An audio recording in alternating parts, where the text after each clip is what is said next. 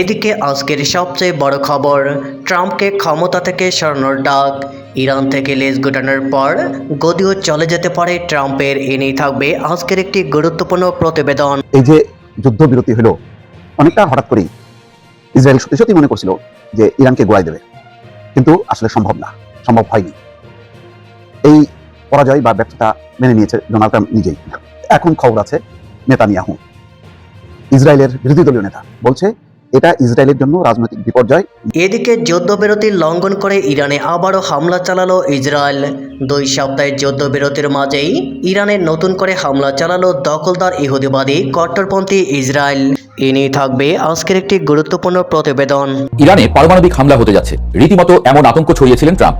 তবে শেষ মুহূর্তে হোয়াইট হাউস স্পষ্ট জানিয়ে দিল আপাতত তেমন কোনো পরিকল্পনা নেই।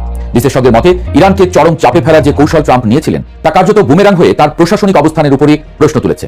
ওয়াশিংটনের এই হটকারিতা কি কেবলই রণকৌশল, নাকি তেহরানের প্রতিরোধের মুখে পিছু হটার এক নিরুপায় স্বীকারোক্তি? এদিকে যুদ্ধবিরতিতে রাজি যুক্তরাষ্ট্র, ইসরায়েল এবং ইরান, তবু যুক্তরাষ্ট্রকে অবিশ্বাস ইরানিদের। রাজপথে নেমে ইরানিদের উল্লাস, যুক্তরাষ্ট্রকে কাগজে বাঘ একঘা। এনে থাকবে আজকের একটি গুরুত্বপূর্ণ প্রতিবেদন। দ্বিতীয় বিশ্বযুদ্ধের পর এই প্রথম ইরানের কাছে আমেরিকার শোচনীয় পরাজয় হলো। এই ইরান যুদ্ধ পৃথিবীতে এক নজিরবিহীন ইতিহাস তৈরি করলো। 8ই এপ্রিল 2026 তারিখটি পৃথিবীর কাছে স্মরণীয় হয়ে থাকবে আমেরিকার মহাপরাজয়ের দিন আর ইরানের গৌরবময় বিজয়ের দিন হিসেবে। এই যুদ্ধ প্রমাণ করলো আমেরিকা আর অপরাজেয় নয়, আমেরিকা অভেদ্য নয়। এদিকে ট্রাম্পকে অপসারণের উদ্যোগ উত্তাল ওয়াশিংটন। অভিশংসন ও 25তম সংশোধনী নিয়ে তোড়জোড়। দ্রুত পরিবর্তনশীল পরিস্থিতিতে যা ঘটছে থাকছে বিস্তারিত প্রতিবেদনে। যুক্তরাষ্ট্রকে কাগজে বাঘ বলছে ইরানিরা। পারস্য সভ্যতার উত্তরসূরিদের কণ্ঠে আপোষ না করার প্রত্যয়। যুদ্ধবিরতি ঘোষণার সাথে সাথেই রাজপথে নেমে উল্লাস করে ইরানের মানুষ। খামেনি প্রশাসনের প্রতি সমর্থনও জানায় অনেকে। তবে যুদ্ধবিরতির খবরে আপাতত স্বস্তি এলেও যুক্তরাষ্ট্র ইসরায়েলকে বিশ্বাস করতে পারছে না তারা। এদিকে যুদ্ধবিরতির ঘোষণায় তেহরানে ক্ষোভ ও হতাশা। সাধারণ মানুষ প্রশ্ন তুলছেন কেন? থাকছে বিস্তারিত প্রতিবেদনে। মধ্যপ্রাচ্য থেকে লেজ গুটিয়ে পালাবে মার্কিন বাহিনী, এমনটাই দাবি করেছেন ইরানের কুদুস ফোর্সের কমান্ডার ইসমাইল কানি। তিনি বলেছেন ইরানের হামলার মুখে টিকতে না পেরে খুব শীঘ্রই মধ্যপ্রাচ্য থেকে পালাবে আমেরিকান সেনারা। তার দাবি ইয়েমেনের যোদ্ধাদের ভয়ে মার্কিন বাহিনী যেভাবে লোহিত সাগর ছেড়েছে সেখানেও ঠিক তাই ঘটবে। সোশ্যাল মিডিয়ায় দেখা এই পোস্টে ডোনাল্ড ট্রাম্পকেও তীব্র ব্যঙ্গ করেছেন এই ইরানি কমান্ডার। পরাশক্তির দিকে ইরানের এমন চ্যালেঞ্জিং বার্তা কি নতুন কোনো ঝড়ের পূর্বাভাস? ইরান জানিয়েছে যে তেল কেবল মুসলিম দেশগুলিতে সরবরাহ করা হবে এবং ইরান কোনো ইহুদি দেশের সাথে কোনো সম্পর্ক রাখবে না এবং ইরান 100% নিজস্ব অবস্থানে রয়েছে। বিশ্ব রাজনীতিতে বড় বড় হুমকি, কঠোর ভাষণ আর আগুন ঝরা বক্তব্য দিয়ে নিজেকে শক্তিশালী নেতা হিসেবে তুলে ধরতে চেয়েছিলেন মার্কিন প্রেসিডেন্ট ডোনাল্ড ট্রাম্প। কিন্তু আন্তর্জাতিক অঙ্গনে উত্তেজনাপূর্ণ পরিস্থিতির মধ্যেই এবার যেন উল্টো চাপে পড়ে গেছেন তিনি নিজেই। ইরান ইস্যুতে বিতর্কিত অবস্থানের পর যুক্তরাষ্ট্রের ভেতরেই উঠেছে এক বিস্ফোরক দাবি, ট্রাম্পকে ক্ষমতা থেকে সরিয়ে দেওয়া হোক। এই দাবির পেছনে রয়েছে যুক্তরাষ্ট্রের অন্যতম প্রাচীন ও প্রভাবশালী নাগরিক অধিকার সংগঠন NAACP। সংগঠনটি সরাসরি ঘোষণা দিয়েছে বর্তমান প্রেসিডেন্টের আচরণ ও বক্তব্য দেশের জন্য ঝুঁকিপূর্ণ হয়ে উঠেছে, তাই তাকে ক্ষমতা থেকে সরানোর বিষয়টি গুরুত্ব সহকারে বিবেচনা করা উচিত। সংগঠনটির প্রেসিডেন্ট ডেরিক জনসন অত্যন্ত কড়া ভাষায় ট্রাম্পের সমালোচনা করেছেন। তার বক্তব্য, একজন প্রেসিডেন্টের কাছ থেকে যে ধরনের দায়িত্বশীলতা ও মানসিক স্থিরতা প্রত্যাশা করা হয় ট্রাম্প তা দেখাতে ব্যর্থ হচ্ছেন। এমনকি তিনি ট্রাম্পকে অযোগ্য, অসুস্থ ও উন্মাদ আচরণকারী নেতা বলেও মন্তব্য করেন। প্রায় 117 বছরের দীর্ঘ ইতিহাসে এই প্রথমবারের মতো কোনো ক্ষমতাসীন মার্কিন প্রেসিডেন্টের বিরুদ্ধে এত কঠোর অবস্থান নিল এই সংগঠনটি। তারা বলছে যুক্তরাষ্ট্রের সংবিধানে এমন ব্যবস্থাও রয়েছে যার মাধ্যমে প্রেসিডেন্টকে ক্ষমতা থেকে সরানো সম্ভব। সংগঠনটির মতে অভিশংসন প্রক্রিয়া কিংবা সংবিধানের 25তম সংশোধনী ব্যবহার করে এই উদ্যোগ নেওয়া যেতে পারে। ওই সংশোধনী অনুযায়ী যদি প্রেসিডেন্ট দায়িত্ব পালনে অক্ষম বলে মনে হয় তবে ভাইস প্রেসিডেন্ট এবং মন্ত্রিসভার সদস্যরা যৌথভাবে উদ্যোগ নিয়ে তাকে ক্ষমতা থেকে সরানোর প্রক্রিয়া শুরু করতে পারেন। রাজনৈতিক বিশ্লেষকদের মতে পুরো ঘটনা প্রবাহ যেন এক নাটকীয় মোড় নিয়েছে। কয়েকদিন আগেও আন্তর্জাতিক রাজনীতিতে কঠোর অবস্থান নিয়ে আলোচনার কেন্দ্রবিন্দু ছিলেন ট্রাম্প।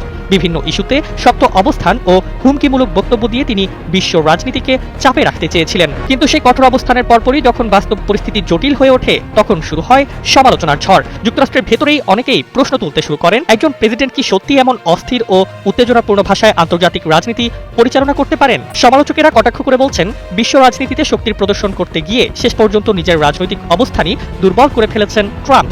রাজনীতির মঞ্চে তাই এখন নতুন গুঞ্জন, বিশ্বকে কঠোর ভাষায় শাসাতে চাওয়া সেই নেতা কি শেষ পর্যন্ত নিজের দেশেই ক্ষমতার চেয়ার ধরে রাখতে পারবেন, নাকি ইতিহাসের পাতায় লেখা থাকবে এক ব্যঙ্গাত্মক বাস্তবতা, বিশ্বকে ভয় দেখাতে গিয়ে শেষ পর্যন্ত নিজের গদি ও হুমকির মুখে পড়ে গেল। মার্কিন প্রেসিডেন্ট ডোনাল্ড ট্রাম্পের 2 সপ্তাহের যুদ্ধবিরতি ঘোষণার খবরে স্বস্তি ফিরে আসে পুরো ইরান জুড়ে। তেহরানের সড়কগুলোতে ঢল নামে জনতার, আনন্দ উল্লাস আর আনন্দের সাথে শুরু হয় আনন্দ মিছিল। তবে এর মাঝেই আবারও আতঙ্কের হানা। যুদ্ধবিরতি উপেক্ষা করে আবারও ইরানে হামলা চালায় ইসরায়েল। বুধবার ভোরে ইরানের বিভিন্ন লক্ষ্যবস্তুতে বিমান হামলা চালায় ইসরায়েলি সামরিক বাহিনী। ইসরায়েল মূলত ইরানের ক্ষেপণাস্ত্র উৎক্ষেপণ সংক্রান্ত স্থাপনাগুলোকে লক্ষ্য করে এই হামলা পরিচালনা করে। ফলে পরিস্থিতি শান্ত হবার পরিবর্তে নতুন করে উত্তেজনা ছড়িয়েছে। এর আগে ট্রাম্প ঘোষণা দেন, যুক্তরাষ্ট্র ইরানের বিরুদ্ধে সামরিক অভিযান 2 সপ্তাহের জন্য স্থগিত রাখবে, যাতে কূটনৈতিক আলোচনা এগিয়ে নেওয়া যায়। তিনি ইরানের প্রস্তাবিত 10 দফা পরিকল্পনাকে আলোচনার ভিত্তি হিসেবে উল্লেখ করেন। একই সময় ইরানও এই অস্থায়ী যুদ্ধবিরতিতে সম্মতি জানায়। এদিকে যুদ্ধবিরতির খবরে ইরানের রাজধানী তেহরানে সাধারণ মানুষের মধ্যে স্বস্তি ও আনন্দের পরিবেশ দেখা যায়। বুধবার ভোরে শহরের বিভিন্ন সড়কে মানুষ মিছিল করে এবং স্লোগান দেয়, সাময়িকভাবে সংঘাত থামার সম্ভাবনায় উচ্ছ্বাস প্রকাশ করে। যদিও এর মাঝেই আবার হামলা চালায় ইসরায়েল। যুদ্ধ পরিস্থিতি পরিবর্তনে পাকিস্তানের মধ্যস্থতায় শুক্রবার থেকে ইরান যুক্তরাষ্ট্র আলোচনা শুরু হবার কথা রয়েছে, যা 2 সপ্তাহ ধরে চলবে।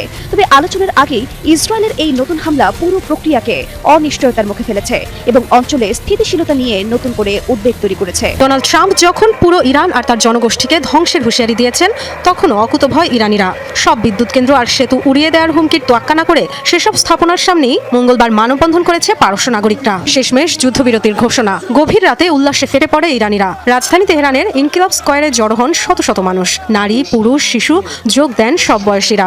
কেবল রাজধানী নয়, দেশ জুড়ে পথে পথে চলে আনন্দ মিছিল। মানুষের ঢলে বহু সড়কে বন্ধ হয়ে যায় যান চলাচল। অবশ্য যুদ্ধবিরতিতে স্বস্তি ফিরলেও যুক্তরাষ্ট্র ও ইসরায়েলের প্রতি এখনো তীব্র অবিশ্বাস ইরানিদের। আমেরিকাকে বিশ্বাস করা যায় না যতক্ষণ না নিরাপত্তা পরিষদে রেজুলেশন পাস হচ্ছে এবং ক্ষতিপূরণ না দিচ্ছে। সবাই শান্তি চায়, কিন্তু দুর্ভাগ্যজনকভাবে এমন কারো সাথে কথা বলতে হচ্ছে যাদের বিশ্বাস করা যায় না। তারা বিভিন্ন দেশের সাথে একই অপকর্ম বারবার করেছে। ইরানের শাসকদের প্রতি সমর্থন জানান নাগরিকরা। সর্বোচ্চ ধর্মীয় নেতা মুস্তাফা খামেনির ছবি ও জাতীয় পতাকা হাতে চলে slogan, death to America, death two Israel, death two compromise. যুক্তরাষ্ট্র ও ইসরায়েলের পতাকা পুড়িয়ে জানানো হয় প্রতিবাদ। এদিকে ট্রাম্পকে অপসারণের উদ্যোগ, উত্তাল ওয়াশিংটন। অভিশংসন ও 25তম সংশোধনী নিয়ে তোড়জোড়। দ্রুত পরিবর্তনশীল পরিস্থিতিতে যা ঘটছে, ইরানের সাথে চলমান যুদ্ধ পরিস্থিতির মধ্যে মার্কিন প্রেসিডেন্ট ডোনাল্ড ট্রাম্পকে ক্ষমতা থেকে অপসারণের দাবিতে উত্তাল হয়ে উঠেছে ওয়াশিংটন। ট্রাম্প প্রশাসনের সাম্প্রতিক বিভিন্ন বিতর্কিত সিদ্ধান্ত এবং ইরানের সাথে চরম উত্তেজনাপূর্ণ পরিস্থিতির প্রেক্ষাপটে ডেমোক্র্যাট শিবির থেকে তাকে অযোগ্য ঘোষণার দাবি উঠেছে। জনপ্রিয় ডেমোক্র্যাট নেত্রী আলেকজান্ড্রিয়া ওকাসিও কোর্তেজ সরাসরি ট্রাম্পের অভিশংসন বা ইমপিচমেন্টের দাবি জানিয়েছেন। অভিশংসনের ডাক ও এওসির বক্তব্য। আলেকজান্ড্রিয়া ওকাসিও কোর্তেজ অভিযোগ করেছেন যে প্রেসিডেন্ট ট্রাম্প কংগ্রেসের অনুমোদন ছাড়াই দেশটিকে একটি বিপজ্জনক যুদ্ধের দিকে ঠেলে দিয়েছেন। তার মতে ট্রাম্পের মানসিক অবস্থা ভেঙে পড়েছে এবং তিনি এখন দেশের স্থিতিশীলতার জন্য হুমকি হয়ে দাঁড়িয়েছেন। তিনি আরও উল্লেখ করেন যে ট্রাম্প প্রশাসন জাতীয় নিরাপত্তার চেয়ে ব্যক্তিগত আর্থিক স্বার্থ এবং ক্রিপ্টো মার্কেটের মতো ফটকাবাজি বিষয়গুলোকে বেশি প্রাধান্য দিচ্ছে। 25তম সংশোধনী ও জেডি ভ্যান্সের ভূমিকা। আলোচনার কেন্দ্রে উঠে এসেছে মার্কিন সংবিধানের 25তম সংশোধনী। এই সংশোধনীর 4 নম্বর ধারা অনুযায়ী ভাইস প্রেসিডেন্ট এবং ক্যাবিনেটের অধিকাংশ সদস্য যদি প্রেসিডেন্টকে দায়িত্ব পালনে অক্ষম মনে করেন তবে তাকে ক্ষমতাচ্যুত করা সম্ভব। বর্তমানে ভাইস প্রেসিডেন্ট জেডি ভ্যান্সের ওপর এই সাংবিধানিক প্রক্রিয়ার প্রয়োগ নিয়ে রাজনৈতিক চাপ বাড়ছে।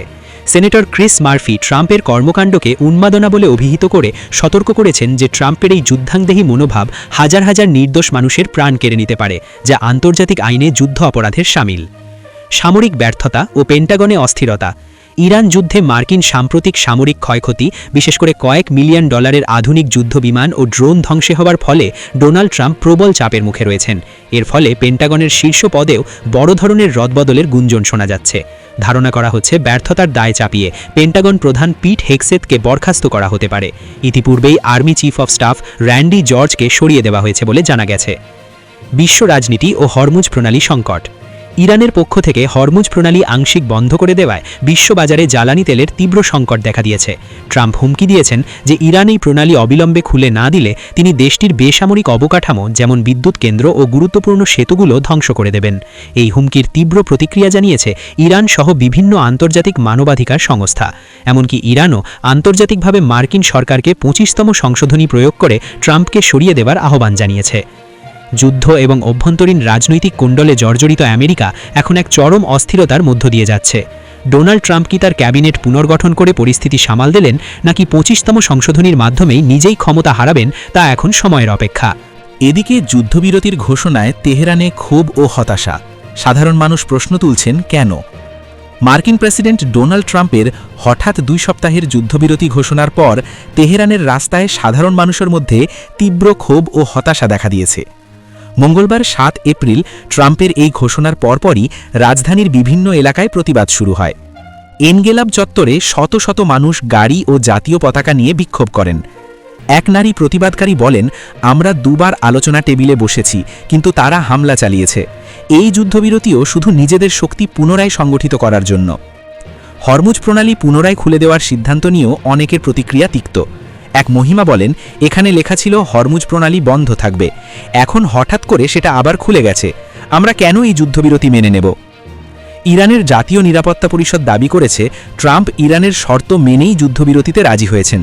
অন্যদিকে হোয়াইট হাউসের মুখপাত্র ক্যারোলিন লিভিট বলেন, আমাদের প্রেসিডেন্ট ও সামরিক বাহিনী ইরানকে হরমুজ প্রণালী খুলতে বাধ্য করেছে, আলোচনা এখনও চলবে। তেহরানের রাস্তায় গাড়ি চলছে, পতাকা উড়ছে, কিন্তু কোথাও উদযাপনের চিহ্ন নেই, বরং রয়েছে সন্দেহ, ক্ষোভ এবং একটাই বারবার উঠে আসা প্রশ্ন, হঠাৎ কেন যুদ্ধবিরতি। সূত্র রয়টার্স। এই যে যুদ্ধবিরতি হলো অনেকটা হঠাৎ করেই ইসরায়েল সত্যি সত্যি মনে করছিল যে ইরানকে গোড়ায় দেবে, কিন্তু আসলে সম্ভব না, সম্ভব হয়নি। এই পরাজয় বা ব্যর্থতা মেনে নিয়েছে ডোনাল্ড ট্রাম্প নিজেই। এখন খবর আছে নেতানিয়াহু, ইসরায়েলের বিরোধী দলীয় নেতা, বলছে এটা ইসরায়েলের জন্য রাজনৈতিক বিপর্যয়, নেতানিয়াহু ব্যর্থ হয়েছেন। এমনিতেই ইসরায়েলের মানুষ, সাধারণ মানুষ যুদ্ধ পছন্দ করেনি, তারা খুব বিক্ষোভ করছিল, নেতানিয়াহুর পদত্যাগ দাবি করছিল, কিন্তু নেতানিয়াহু বীরত্ব দেখাতে যে সে মনে করছে লেবানন গোড়ায় দিচ্ছি, গাজা গোড়ায় দিচ্ছি, এখন ইরান যদি গোড়াইতে পারি তাহলে আমার অবস্থা নিরঙ্কুশ। কিন্তু এখন বিপরীত হয়েছে। ইসরায়েলের বিরোধী দলের নেতা ইয়ার লাপিদ বলেছেন, ইরানের যুদ্ধবিরতির সিদ্ধান্ত ইসরায়েলের জন্য একটি রাজনৈতিক বিপর্যয়। এক্ষেত্রে ইসরায়েলের প্রধানমন্ত্রী বেনিয়ামিন নেতানিয়াহু ব্যর্থ হয়েছেন, খবর বিবিসি। ইরানের 2 সপ্তাহের জন্য যুদ্ধবিরতির কথা জানিয়েছেন যুক্তরাষ্ট্রের প্রেসিডেন্ট ডোনাল্ড ট্রাম্প। যুক্তরাষ্ট্রের প্রেসিডেন্টের এই সিদ্ধান্ত সমর্থন জানিয়ে বিবৃতি দিয়েছেন নেতানিয়াহু। এর প্রতিক্রিয়ায় বুধবার ইয়ার লাপিদ এমন মন্তব্য করেন। ইসরায়েলের বিরোধী দলীয় নেতা বলেন, ইসরায়েলের জাতীয় নিরাপত্তার ক্ষেত্রে অন্যতম মূল ইস্যু হচ্ছে ইরান, অথচ যুদ্ধবিরতির সিদ্ধান্ত নেওয়ার ক্ষেত্রে ইসরায়েল আলোচনার টেবিলেই ছিল না। এটাও সত্য।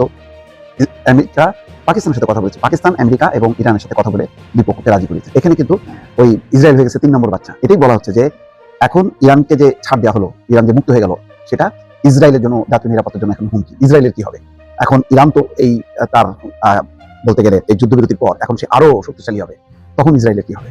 এই প্রশ্নটা এখন এসছে। এই জন্য বলা হচ্ছে যে নেতানিয়াহু ব্যর্থ। যুক্তরাষ্ট্রের সঙ্গে 2 সপ্তাহের যুদ্ধবিরতিতে সম্মত হওয়ার পর ইরানের সর্বোচ্চ নেতা মুস্তাফা খামেনি দেশটির সামরিক বাহিনীকে গুলি বন্ধের নির্দেশ দিয়েছেন। তবে তেহরান স্পষ্ট বলেছে, এই যুদ্ধবিরতি যুদ্ধের সমাপ্তি নয়, শত্রুপক্ষ একটু ভুল করলেই জোরালো জবাব দেওয়া হবে। তার মানে এখন যদি ইসরায়েল কোনো রকম ফাজলামি করে, সাথে সাথে জবাব দেওয়া হবে। এই জন্য বলছে যে ট্রিগারে তাদের আঙুল অলরেডি রেডি হয়ে আছে। রাষ্ট্রীয় সম্প্রচার মাধ্যম Islamic Republic of Iran broadcasting প্রচারিত বিবৃতিতে মুস্তাফা খামেনি বলেন, এটি যুদ্ধের শেষ নয়, তবে সব সামরিক শাখাকে সর্বোচ্চ নেতার নির্দেশ মেনে গুলি বন্ধ করতে হবে। যুদ্ধবিরতি ঘোষণার পর ইরানের সুপ্রিম ন্যাশনাল কাউন্সিল বলছে যে যুদ্ধ থেমে গেল, ইরানের অবস্থান বদলায়নি। তাদের ভাষায়, আমাদের হাত এখনো ট্রিগারের উপরে আছে, শত্রুপক্ষের সামান্যতম ভুলও পূর্ণ শক্তিতে মোকাবেলা করা হবে। এনডিটিভি এই খবর দিচ্ছে। তার মানে এখন কিন্তু রিয়েল বিপদ শুরু হয়ে গেল। যেহেতু যেভাবে পিছপা হলো যুক্তরাষ্ট্র এবং কার্যত ইরানের জয় হয়েছে, ইরান কঠোর অবস্থানে ছিল, তারা বলছিল যে তাদের শর্ত মানতে হবে, 10 দফা শর্ত মেনে নিয়ে আলোচনা। এখন কি আলোচনা হবে? আলোচনা হবে স্থায়ী যুদ্ধবন্ধ। তার মানে ইরানে হামলা করা যাবে না, মধ্যপ্রাচ্যে কোথাও ইসরায়েল হামলা করতে পারবে না। এমন একটা পরিস্থিতির মধ্যে পড়লো ইসরায়েল এবং আমেরিকা সেটা মান্য করতে বাধ্য হবে, কারণ এখন পশ্চিমা চাপও শুরু হবে ট্রাম্পের উপর। ফলে একঘরে হয়ে গেল কিন্তু ইসরায়েল, এবং এই দায় দায়িত্ব এখন নেতানিয়াহুর উপর পড়ছে। এখন বিরোধী দল, সাধারণ জনগণ কিন্তু এখন খুব বিক্ষোভ শুরু হবে নেতানিয়াহু পতনের দাবি ছিল। ইরানে পারমাণবিক হামলা হতে যাচ্ছে, রীতিমতো এমন আতঙ্ক ছড়িয়েছিলেন ট্রাম্প। তবে শেষ মুহূর্তে হোয়াইট হাউস স্পষ্ট জানিয়ে দিল, আপাতত তেমন কোনো পরিকল্পনা নেই।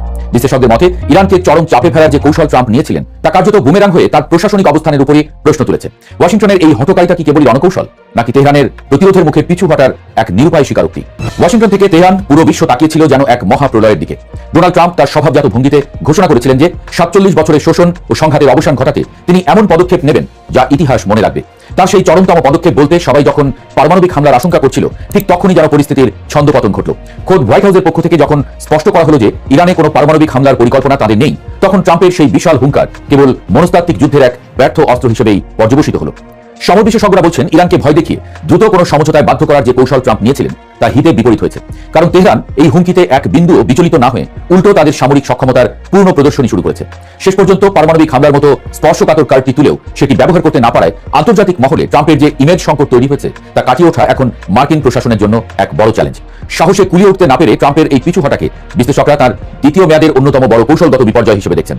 ট্রাম্পের ম্যাক্সিমাম প্রেশার এখন তার নিজের উপরই ম্যাক্সিমাম এম্বারাসমেন্ট হয়ে ফিরে এসেছে। তবে ইরানে হামলার তীব্রতা বাড়িয়েছে তারা। এদিকে হুমকির পরও রণক্ষেত্রে ইরানের পাল্টা আঘাত থেমে নেই।